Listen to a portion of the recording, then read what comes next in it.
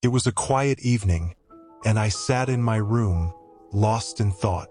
The window was open, letting in the cool breeze, but my mind was elsewhere. In my distraction, I forgot to lock the door.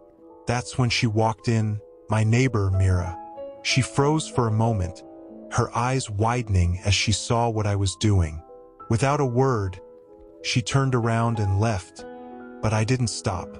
Later that night, as I stepped into the living room, Mira confronted me. "What were you doing in there?" she asked, her voice trembling with curiosity. I shrugged casually. "You already know, Mira. What do you want me to say?" She sighed deeply, her cheeks flushing slightly. "That's not the point. You shouldn't leave your door unlocked like that. What if someone else had walked in?" "I didn't think anyone would," I replied with a nervous laugh. "Besides, it's not like I was doing anything wrong." Her gaze lingered on mine for a moment longer than necessary before she looked away. "Still, these things can lead to trouble." Neither of us realized it then, but this conversation marked the beginning of something neither of us expected. A connection that would blur the lines between friendship and longing. Over time, Mira and I grew closer. She wasn't just my neighbor. She became my confidant. There was an unspoken understanding between us, a quiet chemistry that simmered beneath our everyday interactions. Every glance, every smile seemed charged with meaning. One day, Mira approached me hesitantly. "Samir," she began, her voice trembling slightly, "your cousin is always so busy with work. He barely has time for me anymore. Sometimes, I feel so lonely here." Her words struck a chord within me. I wanted nothing more than to fill the void he had left behind, to show her that she mattered, that she deserved love and care. "Why don't you come over tonight?" she suggested shyly. "We can talk or watch a movie together. It gets lonely sitting by myself all the time." Her invitation sent a thrill through me. Was this really happening? Or was I imagining things? Either way, I knew one thing for sure. I couldn't resist any longer. That night, I found myself standing outside her door, heart pounding wildly. The house was silent except for the soft hum of the ceiling fan overhead. Taking a deep breath, I knocked gently. "Come in," Mira called out, her voice barely above a whisper. As I entered, I saw her sitting on the edge of the bed, looking more beautiful than ever.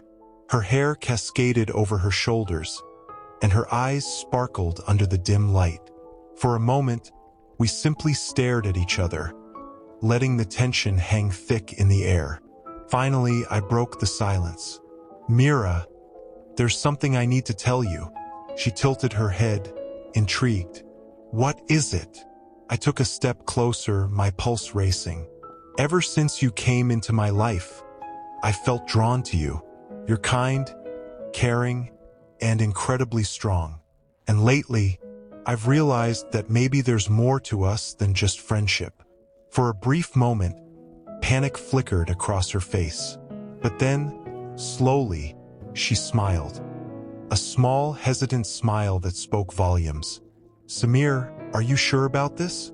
If your cousin finds out..." "He won't," I interrupted firmly. "We'll be careful. No one will know." She hesitated, torn between desire and duty. Finally, she reached out and took my hand in hers. "All right," she whispered, "but promise me we'll take it slow." And with that simple gesture, everything changed. From that night on, Mira and I shared a secret connection that only grew stronger with time. While my cousin remained oblivious, caught up in his own world, Mira and I built a life together. A life filled with stolen moments, whispered promises, and unconditional love. Every evening, after everyone else had gone to sleep, we'd meet on the rooftop under the starlit sky. We talked about everything. The dreams we dared not speak aloud, the fears we kept hidden, and the hopes we cherished for the future.